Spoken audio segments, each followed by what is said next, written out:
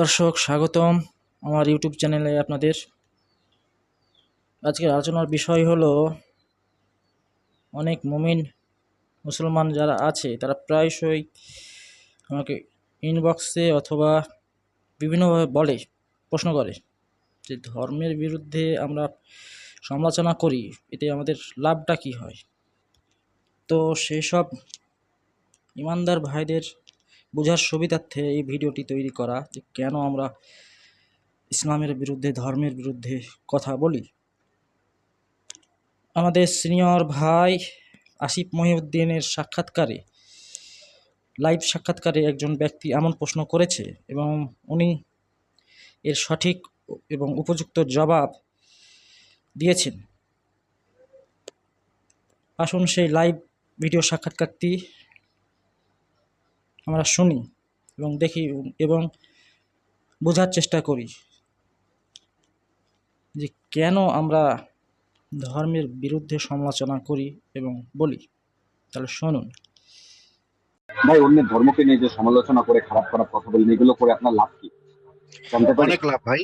যেই ধর্ম আমাকে কল্লা কাটতে বলে, যেই ধর্ম বলে যে মুরতাদের কল্লা কেটে ফেলতে হবে, যেই ধর্ম বলে যে কাফেরদের মেরে তাদের মা বেটিকে গনিমতের মাল বানায় রেপ করতে হবে, সেই লুচ্চা মোহাম্মদ, সেই ধর্ষক মোহাম্মদ, সেই পেডোফাইল মোহাম্মদ, যে হচ্ছে গিয়ে নিজে একটা শিশু ধর্ষণ করে, এই রকমের ধর্মের তো অবশ্যই সমালোচনা করতে হবে, কারণ আমাদের সন্তানদেরকে এই জঙ্গিবাদী ধর্ম থেকে রক্ষা করতে হবে।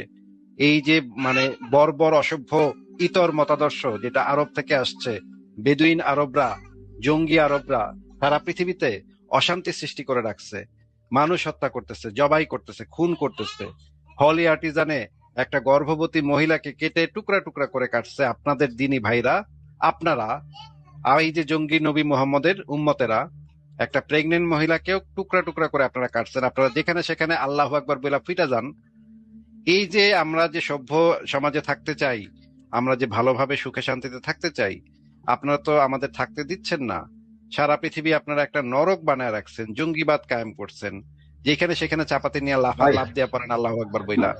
আমরা ভাই শান্তিতে থাকতে চাই, পরিবার নিয়ে শান্তিতে থাকতে চাই। আপনারা আপনাদের ধর্মগ্রন্থে লেখা আমাদেরকে মাইরা, আমাদের মা বেটিকে আপনারা গনিমতের মাল করবেন, তারপর রেপ করবেন। এই রকমের একটা জঙ্গিবাদী মতাদর্শ যতদিন পৃথিবীতে থাকবে ততদিন তো একজন সচেতন মানুষ হিসেবে এই জঙ্গি নবী মোহাম্মদ, এই লুচ্চা নবী মোহাম্মদের সমালোচনা আমাদের করে যেতে হবে, আমাদের ভবিষ্যৎ প্রজন্মকে রক্ষা করার জন্য।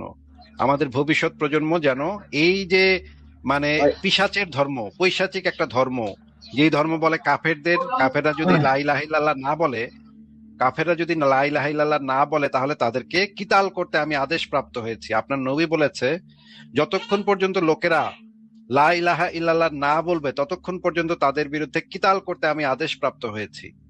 এই জঙ্গিবাদ যতদিন পৃথিবী থেকে দূরীভূত না হবে, যতদিন পর্যন্ত মানুষ লা ইলাহা ইল্লাল্লাহ না বলবে, যেহেতু এটা বলতেছে না সেহেতু কিতাল করতে হবে। আপনার নবী বলেছে যতদিন পর্যন্ত লোকেরা, সারা পৃথিবীর সমস্ত লোকেরা যতদিন পর্যন্ত লা ইলাহা ইল্লাল্লাহ না বলবে ততদিন পর্যন্ত তাদের বিরুদ্ধে কিতাল করতে আমি আদেশ প্রাপ্ত হয়েছি। এটা আপনার নবীর, জঙ্গি নবী মোহাম্মদের, লুচ্চা নবী মোহাম্মদের কথা। যতদিন পর্যন্ত লোকেরা লা ইলাহা ইল্লাল্লাহ না বলবে ততদিন পর্যন্ত তাদের বিরুদ্ধে কিতাল করবে সে। আমি যদি লা ইলাহা ইল্লাল্লাহ না বলি তাহলে আমাকে সে জবাই করবে। কত বড় খাইস্টার বাচ্চা, কত বড় জঙ্গির বাচ্চা, জঙ্গি এই লুচ্চা নবী, পেডোফাইল নবী মোহাম্মদ। আমি কোন ধর্ম বিশ্বাস করব কি করব না, লুচ্চা নবী তোর বাপে এটা ডিসাইড করবো রে? লুচ্চা নবী মোহাম্মদ না, এটা আমি ডিসাইড করব। আমি একটা আপনি যে বললেন যে শিশুর সঙ্গে খারাপ কাজ করেছিল, উনি তো আয়েশাকে বিয়ে করেছিলেন, তাই না? তাহলে এটা বিয়ে করলে তো শিশুটা বড় হয়ে যায় না তো ভাই? মনে করেন একটা শিশুকে যদি আপনি আজকে বিয়ে করেন তাহলে তো সেই শিশুটা শিশুই থাকবে। সেই শিশুটাকে বিয়ে করে যদি আপনি যৌন সঙ্গম করেন তখনও সেই শিশুটা শিশুই থাকবে। সেটা বিয়ে করার মাধ্যমে সেই শিশুটা ওই বিয়ে কবুল বলার মাধ্যমে পুট করে বড় হয়ে যায় না তো ভাই? আপনাদের চুনাহাগা মুমিনদের যে এই বুদ্ধি শুদ্ধি, এইটাই তো আমি বুঝি না যে ভাই আপনাদের বুদ্ধি শুদ্ধি কোন লেভেলে।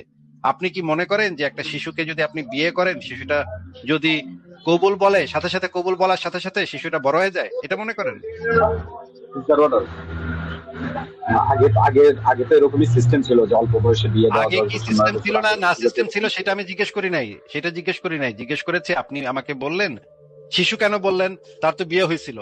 আপনার যুক্তিটা হচ্ছে যেহেতু বিয়ে হয়েছিল সেহেতু আর শিশু থাকে না, বিয়ে করলে আর সে নাকি শিশু থাকে না। এইটা তো কত বড় সুনাহাগা মার্কা, বলদ মার্কা। আপনাদের যে আসলে আইকিউ কম, আপনাদের জন্য আসলে ইসলামটাই ভালো একটা ধর্ম, এটা আমি স্বীকার করি যে আপনাদের জন্য ইসলামটাই না পারফেক্ট। কারণ আপনাদের যে ভাই এখন কথা বলছি, মিউট করে রাখেন, মিউট করে রাখেন, কথা বলছি। ওকে, আপনাদের যে বুদ্ধি শুদ্ধি সেইটা আপনাদের জন্য ইসলামী একটা পারফেক্ট ধর্ম, কারণ এটা হচ্ছে মানসিক প্রতিবন্ধী, বুদ্ধি প্রতিবন্ধী যেগুলা, সেগুলার ধর্ম। হ্যাঁ, কামড়া কামড়ি, কুত্তা কামড়া কামড়ি করবেন আপনারা, আপনাদের জন্য এটাই একটা পারফেক্ট ধর্ম।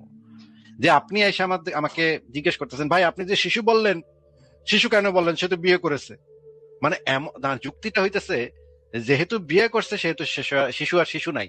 সেহেতু ওই কবুল যখন বললো, বিয়াটা যখন করলো, তখনই সেই বিয়া বরণের সাথে সাথে সেই শিশুটা ডং ডং না করে না, বাংলা ওইটা সিনেমার মতো। ওইটা ভাই আপনাকে তো এখন কথা বলতে বলি নাই তো, কথা বলতে বলি আপনি নাই তো তো, আপনি কথা কথা আপনি তো মিউট আমার করে কথা রাখেন ভুল নিজেকে। ব্যাখ্যাও করছেন। আপনি তো বলেছেন এটা, আমরা তো শুনেছি, আপনাকে মিউট করে দিলাম। দেখেন সুনাহাগা মুমিনের যুক্তি, আপনি শিশু কেন বলেন, তো বিয়ে করেছে। হ্যাঁ, মানে বাংলা সিনেমায় দেখায় না ওই যে দুইটা শিশু এভাবে খেলতে থাকে, গান গাইতে থাকে, হঠাৎ করে দেখা যায় তারা বড় হয়ে গেছে, গান গাইতে গাইতে ঠাস করে বড় হয়ে যায়, তাই না? এটা বাংলা সিনেমায় ছোটকালে দেখছি, বিটিভিতে দেখতাম যে দুই বাচ্চা গান গাইতে থাকে পার্কে গিয়া, তারপরে হঠাৎ করে দেখলাম দৌড়াইতে থাকে আর বড় হয়ে যায়। হ্যাঁ, এই মুমিন ওই যে ওই লেভেলের মুমিন, হ্যাঁ, সে ওই বাংলা সিনেমা দেখছে যে বিয়া করলে মনে হয় সে আর শিশু থাকে না, সে ভাবছে বিয়া করলে মনে হয় আর শিশু থাকে না, বিয়ার কবুলটা পড়লেই আর সেটা শিশু থাকে না, সেটা শিশু থেকে ডাঙ্গর হয়ে যায়। এই মুমিনের মাথায় এইটুকু বুদ্ধি নাই যে শিশু হওয়ার সাথে বিয়ার কোনো সম্পর্ক নাই। একটা শিশুকে যদি বিয়া দেওয়া হয় তখনও সে শিশুই থাকে, তার সাথে যদি সঙ্গম করা হয় তখনও সে শিশুই থাকে। সেই সব যুক্তি দিতেছে। দেখেন মুমিনের কি যুক্তি রে ভাই, এই যে চুনাহাগা যে বলি, নামটা যে চুনাহাগা দিছি, এটা হচ্ছে আমরা তো সাথে তো দেই নাই, এই লেভেলের বুদ্ধি শুদ্ধি। হ্যাঁ, মানে মানে ঘিলু কতটুকু একটা, মানে যদি একটা নিজের বিচির সমান ঘিলো যদি মাথায় থাকতো তাহলে তো এই কথা কইতো না যে ভাই শিশু বললেন কেন, ও তো বিয়ে করছে, শিশু বললেন কেন। আরে শিশু কবুল বললে কি সাবালক হয়ে যায়? বুদ্ধি শুদ্ধি কি।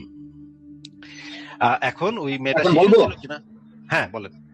আমি বলি না, আপনি বললেন যে ধর্ষণ করেছে, মানে ধর্ষণ কি করে করলে, সে তো বিয়ে করেছিল, আপনাকে তাহলে তো সেটা হালাল আপনাকে হলো, তাই না? আপনাকে ধর্ষণ কি করে আপনাকে হলো আগে ভাই? ওই জিনিসটা আগে ক্লিয়ার করেন যে সে শিশু ছিল কি শিশু ছিল। শিশু কে বিয়ে করলে কি শিশু, বিয়ে করার সাথে সাথে সে কি সাবালক হয়ে যায়?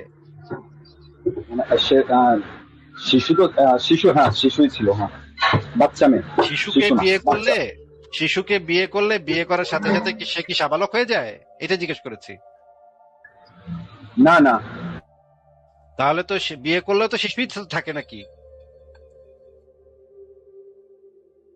একটা শিশুকে হ্যাঁ হ্যাঁ একটা শিশুকে যদি আপনি হ্যাঁ, বিয়ে বলেন, করেন, আপনি সেই বলেন। শিশুটা তো শিশুই থাকবে, বিয়ে করার সাথে সাথে তো সে ডাঙ্গর হয়ে যাবে না তো নাকি?